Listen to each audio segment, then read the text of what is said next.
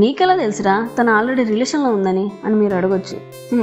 తెలుసు కదా, ఈ హార్ట్కి టచ్ అయితే మనం అంత ఈజీగా వదలమని. డైలాగులు ఎందుకులే కానీ పాయింట్కి రారా బాబు అని అంటున్నారు కదా.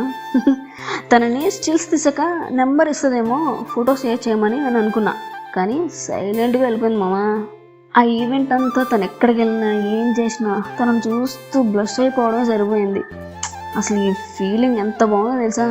చాలా డేస్ తర్వాత ఈవెంట్ అయితే అయిపోయింది.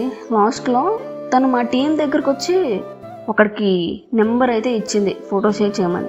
ఫొటోస్ నేను తీస్తే వాడు ఎవరికో నెంబర్ ఇచ్చింది ఏంటయ్యా.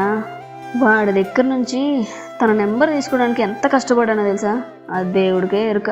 నెంబర్ తీసుకొని షేర్ చేసుకున్నా, వాట్సాప్లో చెక్ చేసా, తన ప్రొఫైల్ ఏం రాలేదు. అదేంటి అని చెప్పేసి నెంబర్ కరెక్ట్గానే ఎక్కించానా లేదా అని చెప్పేసి మళ్ళీ చెక్ చేసాం అనమాట. సేమ్ నెంబర్, కానీ వాట్సాప్లో అయితే కనిపించట్లేదు.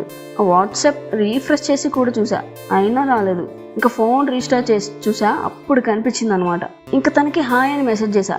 మ్యాజిక్ ఏంటో తెలుసా, వెంటనే రిప్లై వచ్చింది మామ. హార్ట్ బీట్ మామూలుగా కొట్టుకోలేదు.